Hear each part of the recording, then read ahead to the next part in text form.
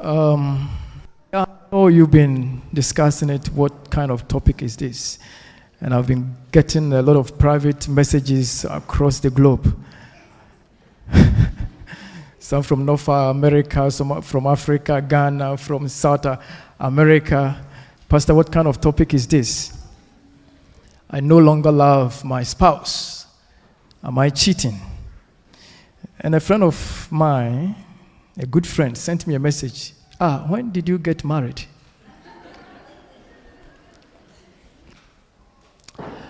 I no longer love my spouse.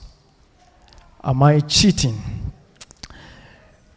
Proverbs 11 verse 3. The integrity of the upright will guide them, but the perversity of the unfaithful will destroy them. There are two strong words here. One is integrity, and the other one is what? Perversity. Two strong words, quite opposite, different in meaning. From Cambridge Dictionary, integrity means the quality of being honest and having strong moral principles that you refuse to do what? To change. No matter the pressure, no matter the circumstance, you keep to that principle without compromising. And in our societies today, such a character is in want because we do compromise our lives a lot. C.S. Lewis has said, integrity is doing the right thing even when no one is watching you. Many people do the right thing when people are around, true or false, because they want to impress the crowd. And there are some people, whether people are around or not, it doesn't determine what they have to do. If they are doing right, it is right. If it is wrong, it is wrong. What about perversity? A deliberate desire to behave in an unreasonable or unacceptable way. A deliberate desire. So the person makes a choice to do what is wrong, goes against the accepted norms. The quality of being contrary to accepted standards or practice. And now the last one, which is very important to my topic for today, is the quality of being sexually what? Perverted. So you go back to Proverbs 11 verse 3, whereby it talks about integrity and perversity. You know what we are talking about. One is good, positive. The other one is quite negative. My dear friends, in marital relationship, integrity builds what? Trust. And strengthens the bond. While perversity erodes. You know, soil erosion. Let me remind you of your primary school agriculture studies or science, whereby running water passes through the surface of the earth. It continues and it starts creating a crack. And if it continues, then there is what? A big gutter. That is what perversity does to relationships. It erodes that trust and leads to division. Integrity upholds the sacredness of the relationship, while perversity breaks it. Integrity is the best guide in every marital relationship. When you lack integrity, definitely it is going to affect your marital relationship. And therefore, God gave us a whole lot of instructions, teachings to guide marriage. Let's go into the Bible. Exodus 20 verse 14. You shall not do what? Commit adultery. It is a commandment protecting the integrity of marriage relationships. And in the 10 commandments, there are 2 commandments that actually protect marriage. Maybe you haven't thought of that. The second one has to do with Exodus 20:17. You shall not covet your neighbor's house. You shall not covet your neighbor's what? Wife. It is a commandment protecting marriage as well. Hebrews chapter 13 verse 4. Marriage should be honored by all, and the marriage bed kept what? Pure. For God will judge the adulterer and all the sexually immoral. Can you imagine that your married bed is theologically a concern to God? The Bible talks of so many things that sometimes we read the Bible quickly. But if God is concerned about your marital bed, then ask yourself, how many other things does he concerning your marriage? 1 Corinthians 6:18. Flee from sexual what? Immorality. All other sins a person commits are outside the body. But whoever sins sexually sins against their own what? Body. So there is an effect when we go into this practice of sexual immorality. It affects us, our body, whether being the physical body, psychologically, and also emotionally. 1 Thessalonians 5:22. Abstain from every form of what? Evil. Anything that appears to be evil, we must run away. I no longer love my spouse. Am I cheating? That is the title for today's sermon. Before I proceed, I want you to humbly bow down your heads and let's have a word of prayer. If you have any encouragement from being united with Christ, if any comfort from his love, if any fellowship with the Spirit, if any tenderness and compassion, then make my joy complete by being like-minded, having the same love, being one in spirit and purpose. Do nothing out of selfish ambition or vain conceit, but in humility consider others better than your own selves. Each of you should look not only to your own interest, but also to the interest of others.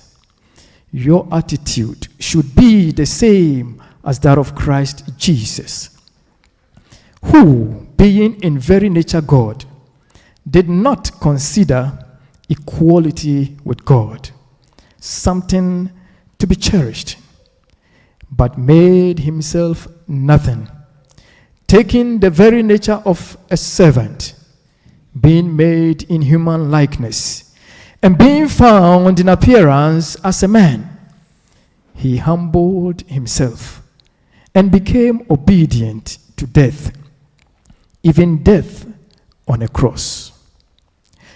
Therefore God exalted him to the highest place and gave him the name that is above every name, that at the name of Jesus every knee should bow, in heaven and on earth and under the earth, and every tongue confess that Jesus Christ is Lord, to the glory of God the Father. Dear Lord, we are your students today. May you teach us how to keep our marriages pure to your own glory. Because you concern and you show much appreciation when we live in love. May you bless us, anoint us with divine understanding of this message. In Jesus' mighty name. Amen. This topic is very important because, I travel a lot and I preach a lot. I do a lot of presentations. That means I meet a lot of people. And sometimes people talk to us as pastors, especially young people in the church. And we may come to church and think that everything is okay.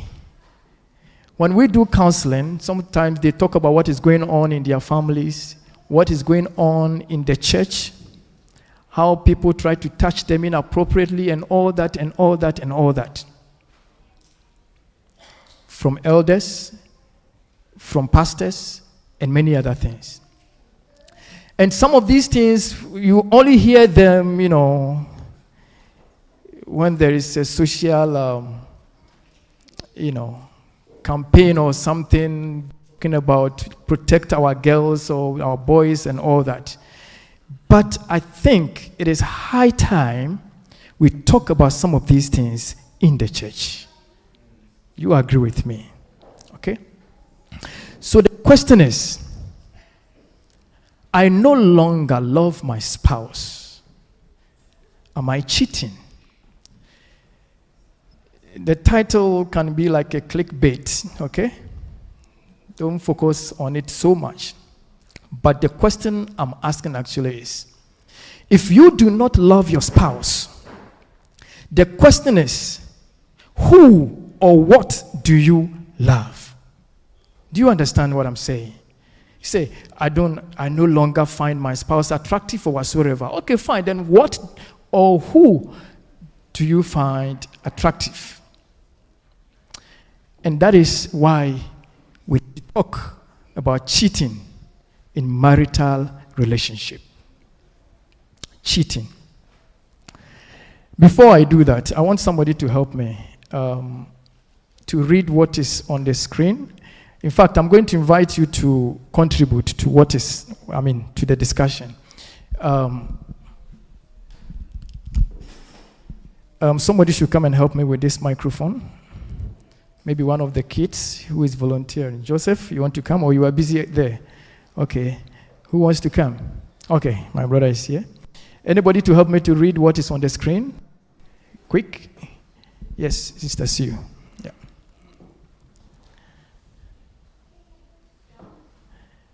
The mic. John and Sarah have been married for several years.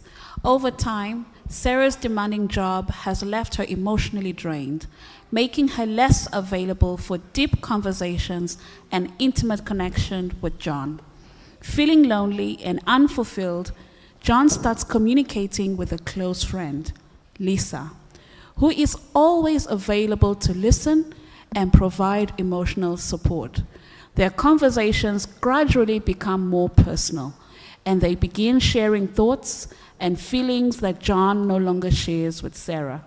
John justifies this relationship by telling himself that it's harmless, since there's no physical contact, but he starts to wonder if this emotional connection with Sarah is crossing a line and betraying Sarah. Thank you so much. My brother, keep the mic. Now, I want to ask you, what is happening here? Can somebody tell me something about what is happening here? Do you consider this? Do you think John is cheating? Okay, give it to emotional cheating. Yeah, add more. Add more, because in the marriage, talking with one another and sharing deep feeling with one another is a way to connect with one another, and is the best way for woman to connect with her husband. And sharing deep and personal feelings is her best way to connect. He is doing this thing with somebody else. So it's emotional cheating. Thank you so much. Any other person? Please feel free to talk. Any other person to tell me what is happening? Okay, I can see Brother Frederick wants to speak. Give it to Brother Frederick.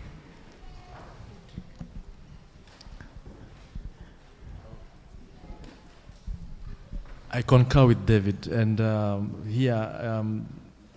Sarah should also be able to understand this disconnection that is starting to happen. The moment John is coming back and always feeling like tired, or from the load of the work, that moment there should be some discussion. Good. Yeah. Thank you so much. So we have two major problems here. One is being drained as a result of her work. Okay? And she brings that, problem to the house. And one person is also suffering from this situation. And he is seeking help from somebody. Okay? All right. Thank you so much. Let's move forward. Now, let me ask another question. What is cheating in marriage?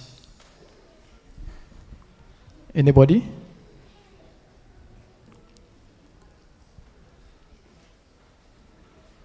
Come on. It shouldn't take 1 minute for somebody to raise their hand. What is cheating in marriage? Yes, Marsha.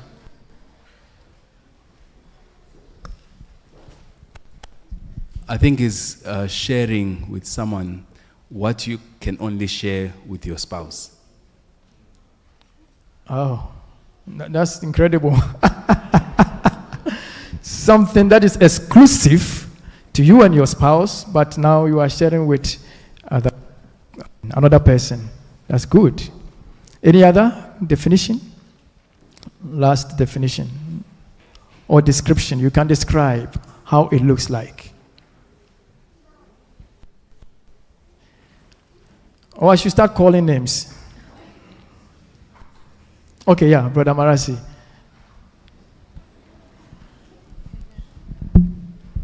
I think Brother Marsha's definition was very eloquent. The only addition I would say is breaking of your marital vows. Breaking the marital vow. Okay? That's interesting. Okay. Ati, I want you to sit close to your mom because I'm going to need you. Let's talk about cheating in the first place from the dictionary. Act what? Dishonestly or unfairly in order to gain an advantage. That is cheating. All right? You act inappropriately to take advantage of the situation. Whether writing exams or whatsoever it is, you cheat to get your way through. Now, when it comes to cheating in marriage, this sister has given us a very nice definition. Cheating in a relationship is a breach of trust where one partner engages in behavior that is emotionally, romantically, or sexually intimate with someone outside the committed relationship. So let's say you are married, but you are emotionally, as Brother David said, attached to somebody, romantically attached to someone, and even with some kind of sexual act. My friend, you are cheating. Are we together? So something that is exclusive, that creates, you can see, emotions in marriage, romance, and all these things, these are the things that create bond between two people. And now you break that, you share it with somebody else. There is another definition here. She says, any action you consciously and willingly take towards someone other than your agreed upon partner, that is what Marsha was saying, that is either explicitly or implicitly mutually defined as not done. Do you understand what she's trying to say? People who cheat normally consider the act as done, and that is why they are cheating. So they are doing something, but to them, I've done nothing. All right, let's see this, Robert Weiss. Infidelity or cheating is the breaking of trust that occurs when you keep intimate, meaningful secrets from your primary romantic partner. You keep intimate, meaningful secrets even from your primary romantic partner. You are still cheating. So when you have intimate secrets or some kind of act that you perform outside your marriage, whatsoever it is, however you do that, it is cheating. Can someone give me an example of this kind of cheating? Ati, now I need you. Anybody? Can somebody give me an example of this? Anybody?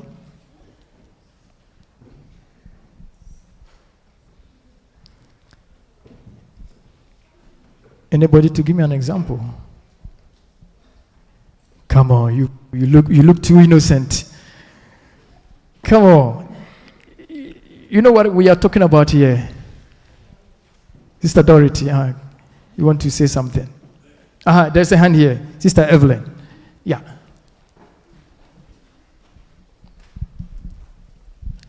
I would say, for example, when you're going out and you just tell me, I'm going out with a friend.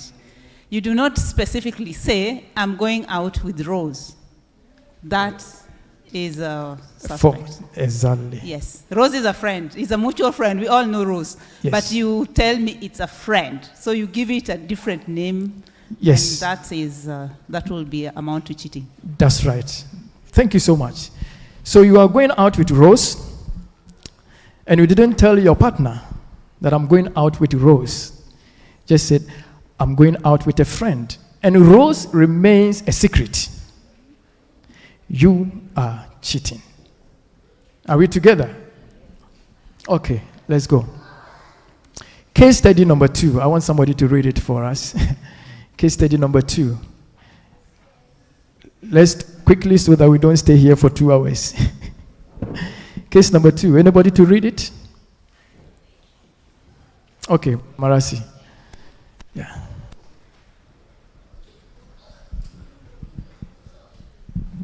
I had been divorced for 10 years and was not interested in dating until my kids were up and out, but I really missed having sex. A friend from a co-ed team started flirting with me and being suggestive. In the beginning, it was not just about sexting. He's truly a good guy, and he's in a very happy 20-plus year marriage. I know his wife, and she's great. He just has much higher sex drive than she does. So he was missing the one thing I wanted. We filled a need the other had. You know, when people lie to justify their acts, right? We filled a need the other had. Now, what is happening here? Can somebody tell me what is happening here? Yes, adultery. What else? Is somebody speaking?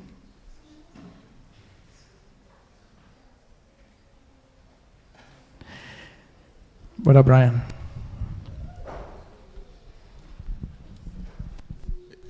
I do see someone minimizing what they've done and making excuses to justify what they've done.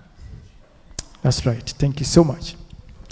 So we got, a lot of problems here. So there is somebody who is intruding into someone's marriage. Are we together? And now this marriage has a problem that is not resolved. And for that matter, this other person is taking advantage of that. And this man, young man, who is happily married with his wife, is also taking advantage of what is being proposed or at his disposal. And you know, this lady is saying that, I know his wife. And she is what? Great. So this is not a stranger. This is somebody who knows this couple. But yet, she is intruding into the marriage. Now, let's see some statistics about cheating. It says infidelity affects 1 in 4 marriages. So you take 4 married couples, at least you have 1 whereby cheating has occurred. So cheating occurs in about 25% of all marriages over the course of a lifetime. You can imagine that. Now look at this statistic. So below are the age ranges. So between 18 to 29, you can see, the pink ones are the females and the blue ones are the males. So you look at the percentage of cheating between 18 to 29. Which people cheat a lot? Women, according to the statistic. Now between 30 and 39, we have men overtaking women. And as the years progress, the men are, the percentage of the cheating rate of men are going higher. And I'm even surprised that at the age of 80 plus, cheating still occurs about 24%. I thought maybe at a point in time it will stop and start declining. But it's going up. And you can see that from 60 years onward, the cheating rate of the female start going what? Down, down, down, down. There's a reason for that, but that is for another day. So you can see, actually, we are talking about something that is real in marriages today. So 23% of married couples cheat, actually, and 13%. How many, the difference, the percentage difference is what? 10. All right. And the question was, have you ever engaged in sexual activities with someone else without the consent of your main romantic partner? Yes, I have, which is for the men 23%. No, I haven't, is 71%. And the same thing with the ladies. Women's infidelity rate has increased by 40% since 1990. Of course, those were the years we start, women emancipation, women rights and all that, getting to Beijing in the late 90s.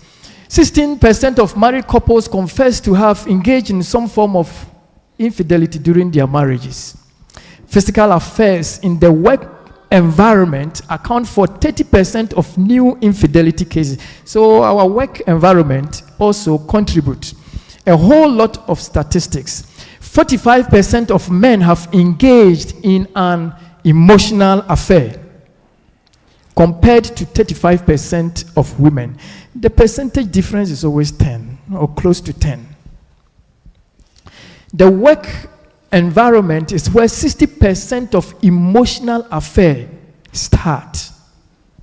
Because at your workplace, you are alone, you meet people, and things happen.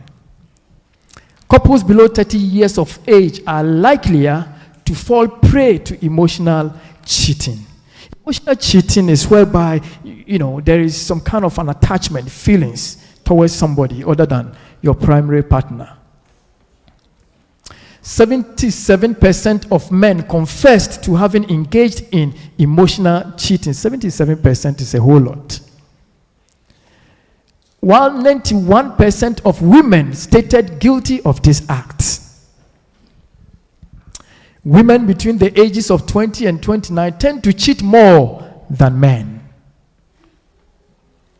Men between 30 and 39 years of age have a greater tendency to cheat on their spouse. And you have about 40% of women cheat on their partners due to emotional reasons. And now this is very important. Low self-esteem was the reason for cheating by 35% of women and 25% of men. Why do you think that low self-esteem contributes to cheating? Why do you think? Ati, now I need you. Why do you think that low self-esteem contributes to cheating? Can somebody tell me? Yes, Sister Leah.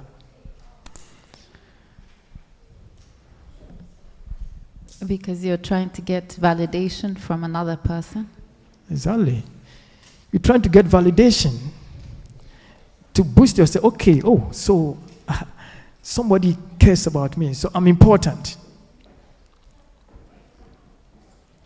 There are so many types of cheating behaviors. Now before we talk about that, let's do the case study number 3. Can somebody read this for me, please? Anyone to read it? Yes, Sister Candy. All right. Case study 3. Emma, a married woman, enjoys dressing stylishly and takes pride in her appearance. Lately, she's noticed that her outfits, which often attract compliments from men, have become more revealing. Although Emma doesn't engage in any physical or emotional connection with these men, she enjoys the attention and the validation it brings. She tells herself that it's harmless because she's not pursuing any relationships outside her marriage. However, her husband begins to feel uncomfortable, wondering if Emma's behavior is undermining the trust of their relationship. So what do you think about this? Someone dressing to get validation from men by putting on revealing clothing. Is it a form of cheating? And she is married, actually. Is it a form of cheating? Yes, Brother Rick.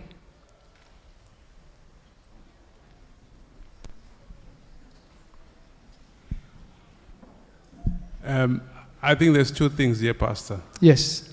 I always say, don't advertise what you're not selling. So in Emma's perspective, she's advertising what she's not selling. And the second thing is also for men, right? We need to be very careful. The Bible tells me that you can look and lust without even touching anything. You've committed adultery. So there is some form of cheating that we can do by just being attracted to what someone is dressed on. So we need to be very careful of that. Thank you so much.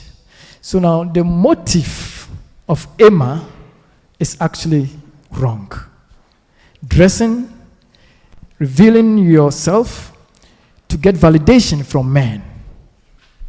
It's a form of cheating. Okay? You are causing men to see what they don't want to see. Now let's look at some cheating behaviors.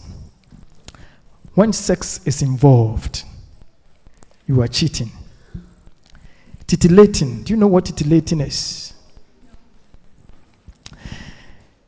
Titillating is when someone uses words that craves your consciousness to sex. You get what I'm trying to say? The person speaks in such a way that he or she is trying to entice you, to arouse you. That is titillating. And a lot of people do that. Maybe you haven't paid attention. For example, when someone says, "Oh, anytime you put on this cloth, you remind me of my ex." That is titillating. You are cheating, actually. Inappropriate stroke. Of course, we can touch people. We are human beings. We are made for contact. Okay? So you can touch people. You can pat them on the shoulder. But when the touching becomes so inappropriate, okay, by touching areas that you are not supposed to, You are cheating on your spouse. With a kiss. You know, some people, they say, we just had a kiss, we didn't do anything. No, you shouldn't have done it in the first place. It is cheating. Are we together? Lustful looking or thoughts. The way you look at people with your eyes, and what you conceive in your mind about somebody is considered cheating. So let's say you are married, but you are having a mind look of somebody else. You are cheating. I'm not talking about being tempted. You can be tempted, but these are habits.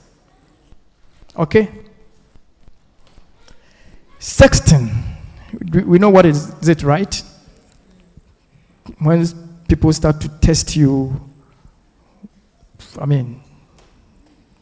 very sensitive messages and inappropriate SMS. It is cheating. Flirting, going out with somebody, flirting around, like what Sister Evelyn said. Pornography, whereby you are married but addicted or whatsoever to pornography. You are cheating on your spouse because you are seeking some kind of intimate fulfillment from somewhere other than your partner. You are cheating in the marriage.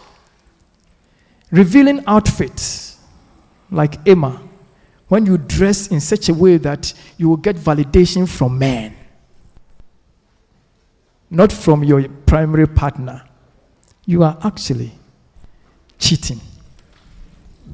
Financial infidelity. What is it? Now, you start sending money to people. They are not your family members, but you send them money for whatever reason. I'm not saying being generous to somebody. That's not what I'm talking about. But somebody specific, you send money. Take this, take this, take this, take this. You are actually cheating in marriage. Comparing spouse to others. For instance, you meet somebody like, oh, I wish my husband was like this man. Or my wife was like this woman. It's cheating. You are cheating. You are belittling the personality of your partner. It's a matter of time. Hiding or deleting messages. People send you message and then you delete. People send you message and then you delete. Why are you deleting? If you are not doing anything wrong, why are you deleting the messages? It's cheating. Excessive time with someone else. You have your partner. You don't spend time with your partner, but you spend time with somebody else in the morning, in the afternoon, in the evening. Who is this person? And sometimes it happens on phone, right? So it's an old classmate or an old friend or so. No. We have to be mindful of these things. They can be considered cheating. When someone is married, whatever tie you had with that person before the marriage, you need to break it. Your wife or your husband becomes your friend, your best friend, everything. It doesn't mean you don't talk to your classmate or whatever. Yes, you can talk. But not being on the phone from 11 p.m. till 12 a.m. No, who is this person? Keeping inappropriate pictures of others. You saw the picture, whether in a WhatsApp group or whatever, then you saved it on your phone. For what? It is a form of cheating. Lying about marriage status. You traveled or whatsoever, wherever you found yourself. Somebody asks you, are you married? Oh, no. I divorced about 5 years ago. Meanwhile, you are married.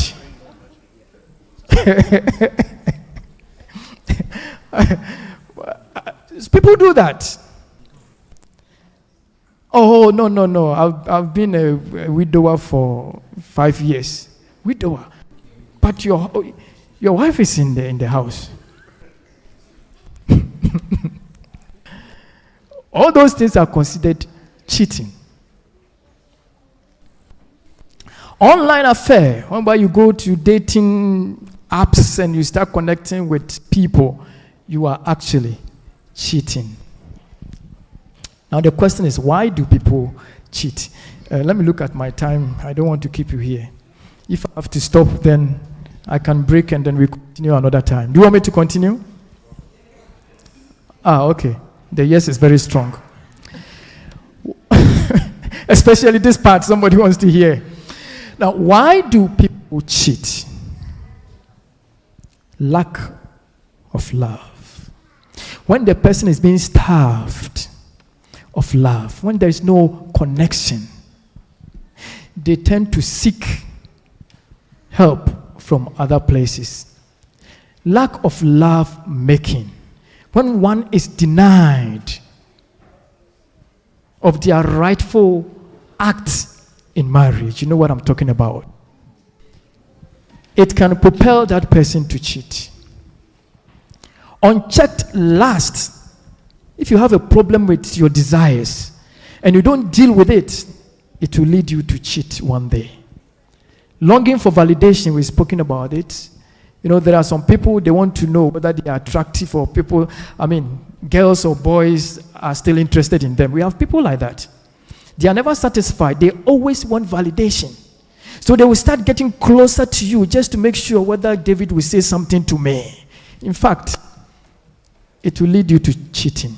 Struggles in marriage, when your marriage is on rocks, it can lead you also to cheating. Loss of integrity. Of course, temptation of all circumstances. Sometimes we are being tempted, and sometimes circumstances also lead us into this form of act. Now, abuse of power. People in power are always tempted to cheat. Look at these statistics. I will stop in the next 5 minutes, then we will continue another time. Says power increases infidelity. You can see the middle management person, the propensity to cheat is very high. For men, for casual says it's about 61%.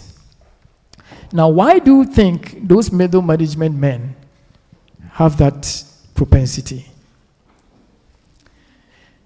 Yes, because they normally act between the top management and the lower management. So they are the ones who create connections. Okay, they are the ones who create connections. They are in that position whereby they can speak for you. So people come to them. Give me this and I do this for you. Or people give in to them and then they practice cheating. Now, the impact of cheating on character, your own character. You know, the Bible says the one who commits adultery or sexual immorality harms his own body. There is a loss of integrity. You know that it is wrong, but you are not able to stop. You've lost your integrity. Guilt and shame. People do that and they feel guilty because they are not able to communicate it to their partners. So they keep that guilt and shame with them. Of course, some people enjoy doing it, but there are some people, they do it, they feel the guilt and shame. They do it, they feel the guilt and shame. There is emotional instability. You are being tossed between your partner and other people. There is a habitual dishonesty. In fact, one thing about sexual immorality is lying. Once you get into that act, the bonus of it is lying. Because you need to lie to stay in that habit. Vulnerable to temptation. It makes you vulnerable all the time. It takes one, and then the others will follow. Diminish of moral sensibility. The more you act in cheating, the more you lose your moral compass.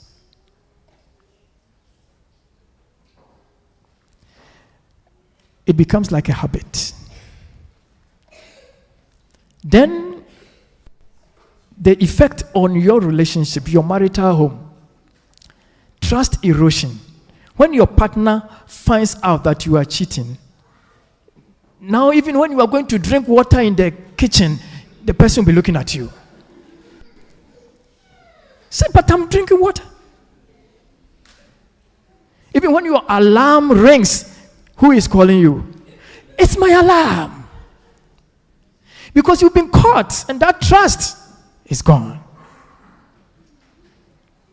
Financial strain. People who start cheating, they spend money on other people. You know what? Some of us, we grew up in such a home. So we know the consequences. It's not about a single pastor talking about cheating in marriage. We have experienced the stench of it. It can bring your financial situation down in the family. Effect on children. Start cheating and then you forget about your kids. Let me give you a typical example. My father was a good man. He was a very, very good man. Very gentle, an elder. But when he got tempted into such behavior, I'm talking about the effect of children. You know, those days, in the late 80s, we all share the same room. One room, there's a curtain, there's a partition. One is inside, one is here. So my father would give me money, go and watch movies. Can you imagine that? So whilst I'm gone, then something is happening. Now, if it had not been by the grace of God, where would I have been? Watching movies at the age of 9, 10.